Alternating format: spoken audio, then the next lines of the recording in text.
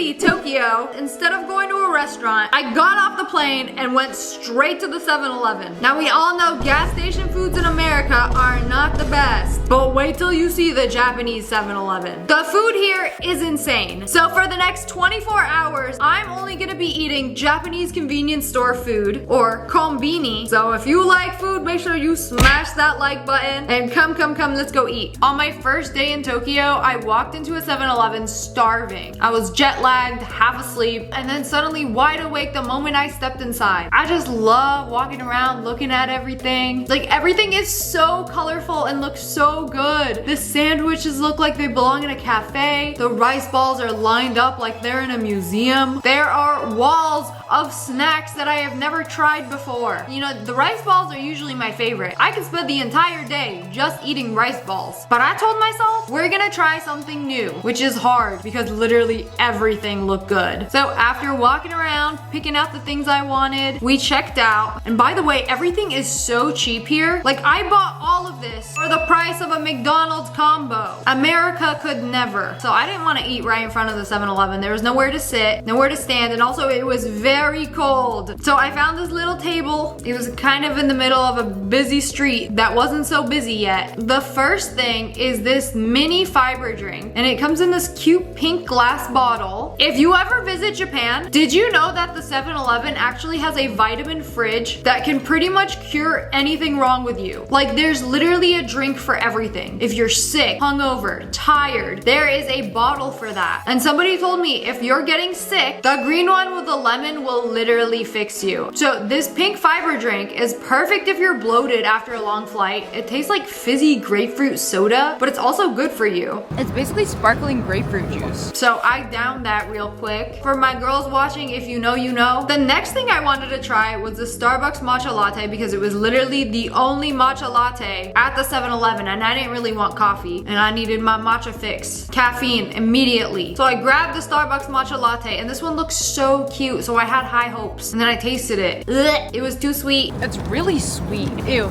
it's not good.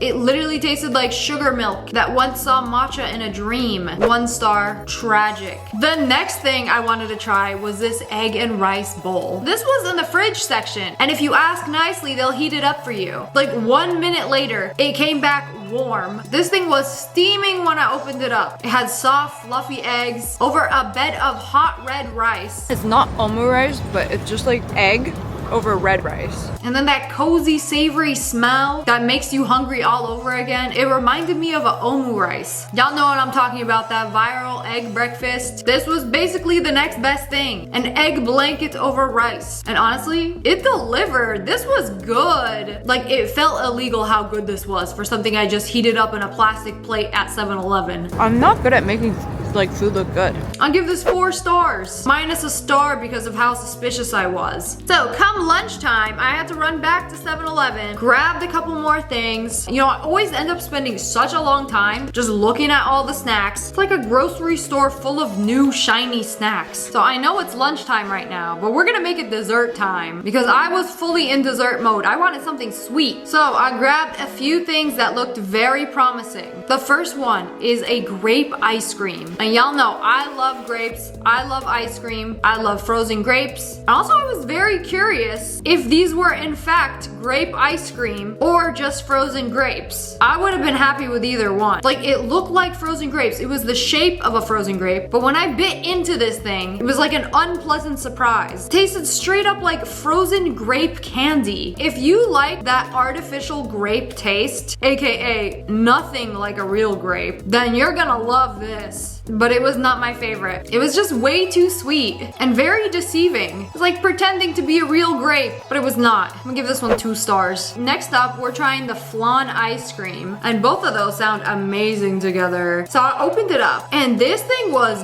good. Wow, I don't know how they put a flan in this ice cream, but it was smooth, creamy, rich, and caramelly, melting as soon as it hits your tongue. Ooh, it tastes just like flan.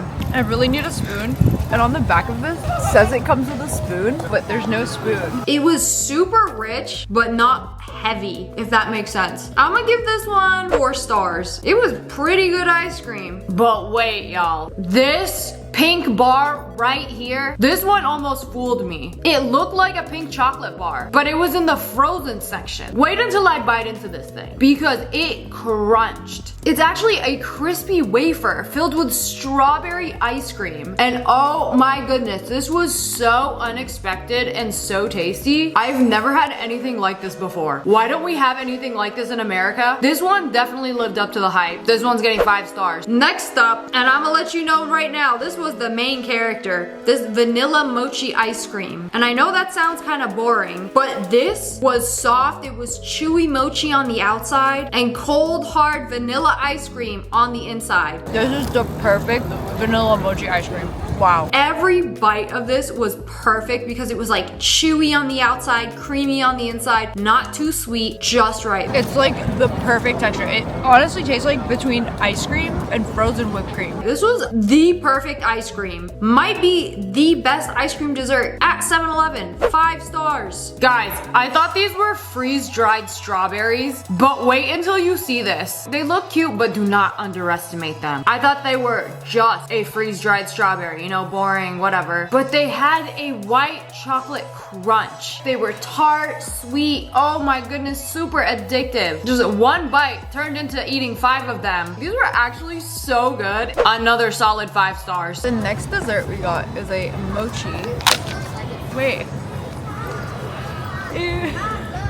Wait, is this bad? I think this has gone bad. I am not eating that. Then we headed over to Shibuya, we explored the city, and while we were shopping, we went up to the top floor and found this insane view of the famous Shibuya crossing from above. I don't think I've ever seen Japan from this high up, so watching the crowds move from up there felt unreal. This is the craziest view, and it was free. Seeing everybody look like ants made me hungry, so naturally, we had to stop at another 7-Eleven. And again, I stood in the aisle pretending like I was gonna try something new.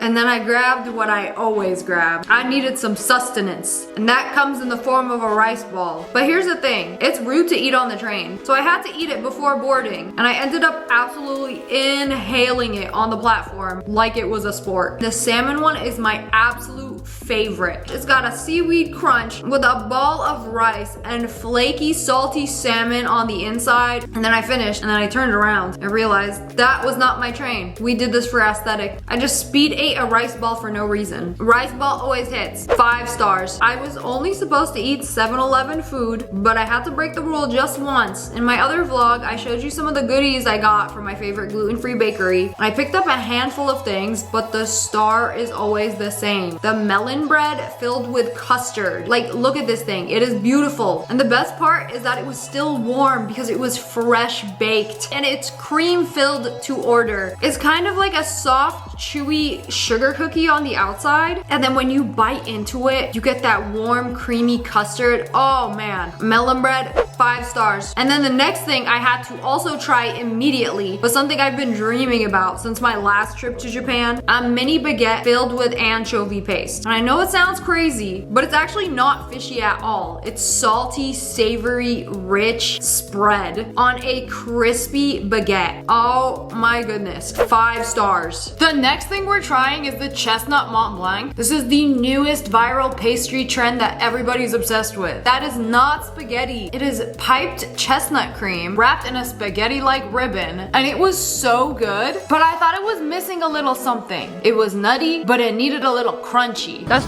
not edible. It was a sticker. The flavor was good, but it just needed that crunchy element to take it to the next level. I made a hole and there's cream on the inside of it. Solid, but again, not life-changing. 3.5 stars. So, after 24 hours of eating out in Tokyo 7-Eleven, I realized this isn't just a convenience store. It's actually one of the most fun places to eat in the city. From vitamin drinks that actually do something, to warm comfort food, to almost any dessert that you could think of, 7-Eleven is locked in. This isn't my first 7-Eleven video, and it's definitely not my last. But anyways, I hope you guys enjoyed this video. If you did, make sure to smash that like button in the face, and make sure you turn on notifications. Click, and subscribe to my channel. I love you guys so much. Thanks for watching. Bye guys.